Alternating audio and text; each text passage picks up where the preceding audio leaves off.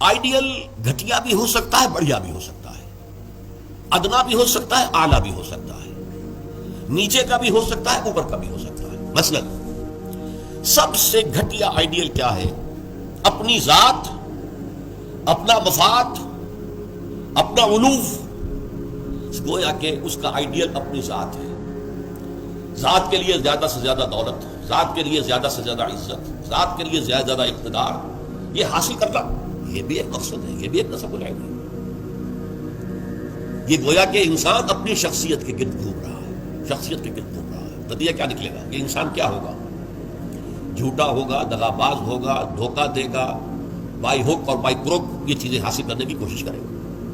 مقصد ہے دنیا میں سربلندی، جیسے کہ سورہ قصص کے آخر میں کہا گیا لا یریدون علوا فی الارض ولا فسادا، یہ زمین میں بلندی حاصل کرنا، اس سے تو فساد پیدا ہوتا ہے۔ وہ کیوں اونچا ہے، میں کیوں نہ اونچا ہو جاؤں؟ تو اپنی حریم ذات ہی کے گرد جو ہے وہ چکر لگا رہا ہے۔ تو ظاہر بات ہے کہ جو اس آئیڈیل پر ہے وہ اخلاقی اعتبار سے انتہائی گھٹیا ہوگا، اس لیے کہ قرآن کہتا ہے ان النفس لامارۃ بالسوء، نفس جو ہے وہ برائی ہی کا حکم دیتا ہے۔ دولت مطلوب بن گئی، مقصود بن گئی، تو بائی حک اور بائی کرک، بائی حلال اور بائی حرام، بائی جائز اور بائی ناجائز، اس لیے کہ مقصود ہے۔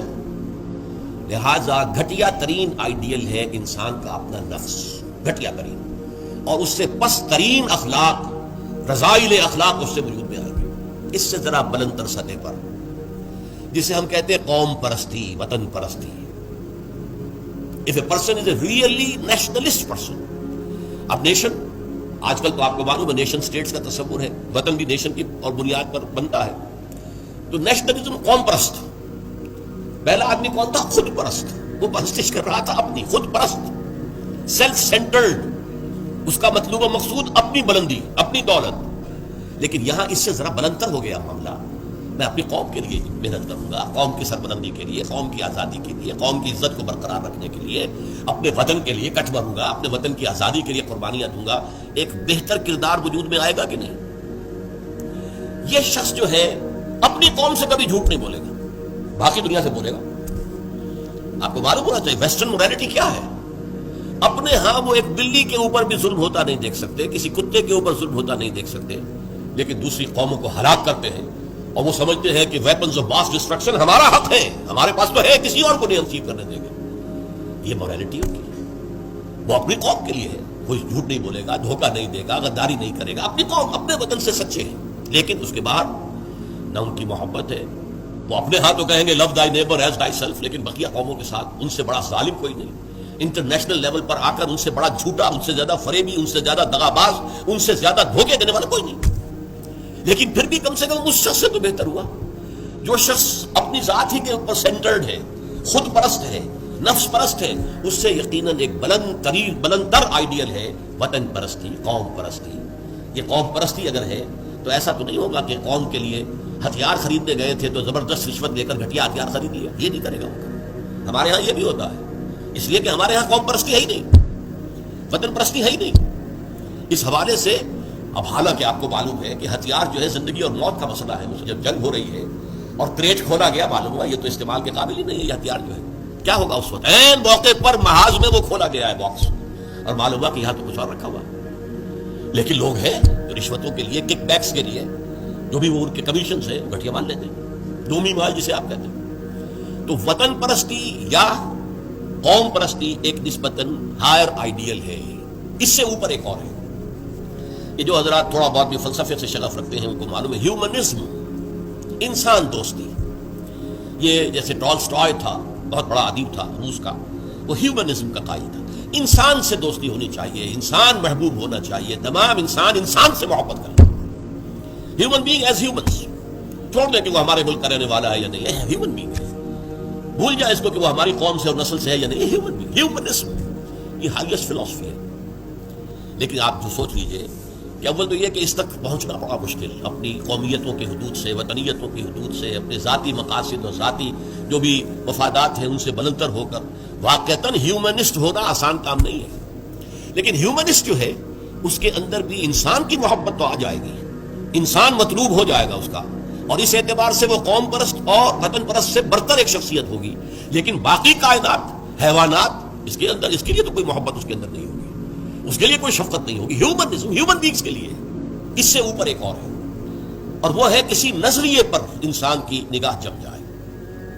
نظریہ کہ انسان کی فلاح کمیونزم میں ہے، ظلم کا خاتمہ کمیونزم میں ہوگا، لہذا اس کمیونزم کے لیے، اس کو فروغ کے لیے، اس کو عام کرنے کے لیے، اس کے پھیلانے کے لیے، لوگوں کو قائل کرنے کے لیے تن من دھن لگا رہے ہیں.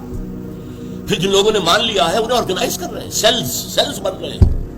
پھر ایک جدوجہد ہو رہی ہے، کشمکش ہو رہی ہے، زار کے خلاف جدوجہد ہو رہی ہے، جانے دے رہے ہیں، فائرنگ اسکواڈز کے سامنے کھڑے ہو کر سینہ کھول کر گولیاں کھا رہے ہیں.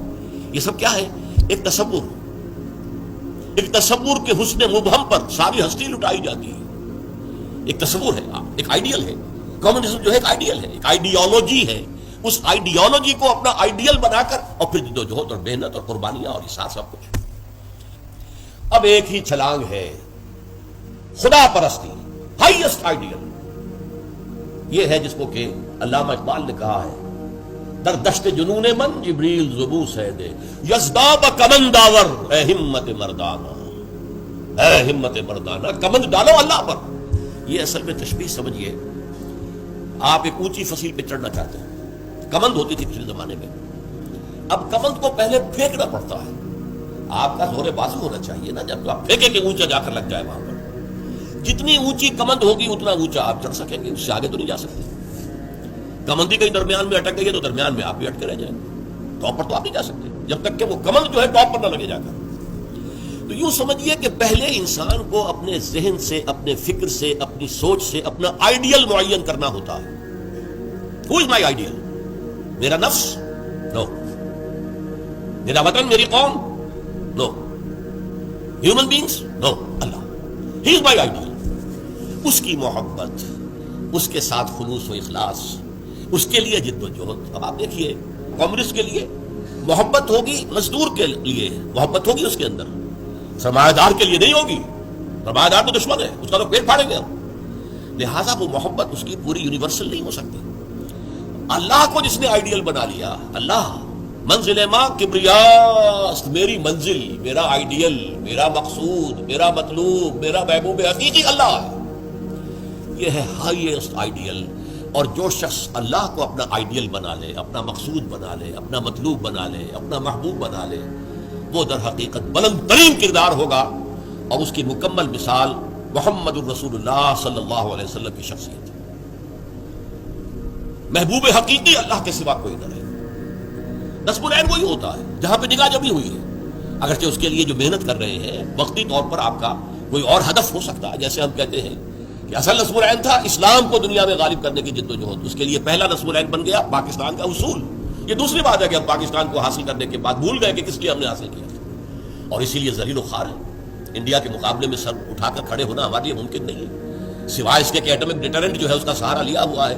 اور اگر خدا نہ خواستہ میرے نزدیک تو تقدیر مبرم ہے، امریکہ نے یہ آپ سے چھین کر لینا، پھر کیا رہ جائے گا کچھ. اس حوالے سے سمجھیے، اسی لیے علامہ اقبال نے دیکھیے کہ وطن کو بھی خدا قرار دیا ہے. وطن پرستی، نفس پرستی، وطن پرستی، قوم پرستی، انسانیت پرستی، نظریہ پرستی اور خدا پرستی. یہ ٹاپ پر ہے. منزل ماں کبریاست، در دشت جنون من جبریل زبوس ہے دے یزداب کمند داور، اے ہمت مردانہ. اپنے کمند اتنی اونچی ڈالو کہ اللہ کی ذات پر جائے.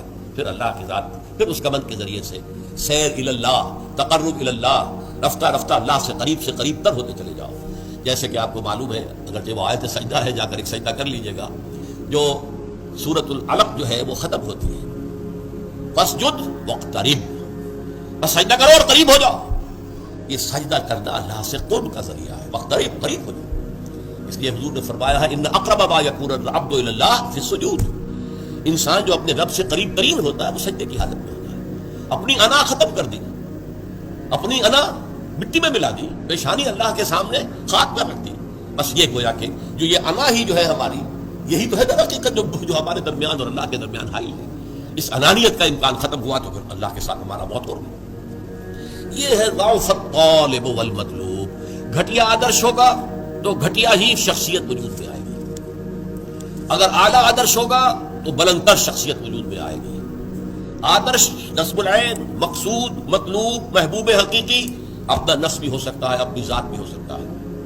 اپنے ہی حسن کا دیوانہ بنا پھرتا ہوں، اپنی ہی حریم ذات کا جو ہے طواف ہو رہا ہے، اس سے اوپر ہے ہی نہیں، نگاہ ہی نہیں. اس سے ذرا اوپر ہوئے وطن پرست، قوم پرست. اس سے ذرا اوپر ہوئے انسان پرست، انسان دوست. اس سے ذرا اوپر ہوئے ایک نظریہ، تصور، ایک تصور کے حسن مبہم پر کیسے ہستی لٹائی جاتی ہے. زندگی ترک آرزو کے بعد کیسے سانسوں میں ڈھالی جاتی ہے. ترک آرزو، یہ آرزو وہی ہے نصب العین. میں نے شروع میں کیا عرض کیا تھا، جس شخص کا کوئی نصب العین ہے ہی نہیں وہ تو حیوان ہے. کم سے کم وہ شخص بھی جس نے اپنے نفس کو اپنا نصب العین اور مطلوب بنایا وہ بھی انسان تو ہے، گھٹیا ہے، بہت گھٹیا انسان، لیکن وہ حیوان نہیں ہے. جس شخص کا کوئی نصب العین ہے ہی نہیں وہ تو پیور انسٹنکٹس کی بنیاد پر زندہ ہے. قرآن مجید میں سورہ ملک میں کہا گیا ہے فَمَن يَمْشِي مُكِبًّا عَلَى وَجْهِهِ أَهْدَىٰ مَن يَمْشِي سَوِيًّا عَلَىٰ صِرَاطٍ مُسْتَقِيمٍ. ایک شخص اوندے منہ اپنے پیٹ کے بل جو ہے گھسٹ رہا ہے، اسے کیا نظر آئے گا منزل کہاں ہے، جانا کدھر ہے. ہم اپنے بطن اور فرج کے تقاضوں کی بنیاد پر زندہ ہیں. انسٹنکٹس ہے جو اینیمل انسٹنکٹس ہے، پیٹ کھانے کو مانگتا ہے، اور ہمارے اندر پروکریشن کے لیے، نسل کو بڑھانے کے لیے جنس کا شہوت کا جذبہ رکھ دیا گیا، اسی کے لیے اندر زندگی لگا رکھے. اس میں بھی کوئی امنگ نہیں ہے، اس میں بھی کوئی اونچے اٹھنے کی خواہش نہیں ہے. بس میں کہا کرتا ہوں وہ زندگی نہیں گزارتے، زندگی انہیں گزارتی ہے، زندگی انہیں گزارتی ہے. لیکن یہ کہ وہ زندگی گزارنا، وہ تو یہ ہے کہ آپ کا کوئی نہ کوئی نصب العین، کوئی آئیڈیل، کوئی ہائر جو آپ کا ایک مقصود و مطلوب ہو.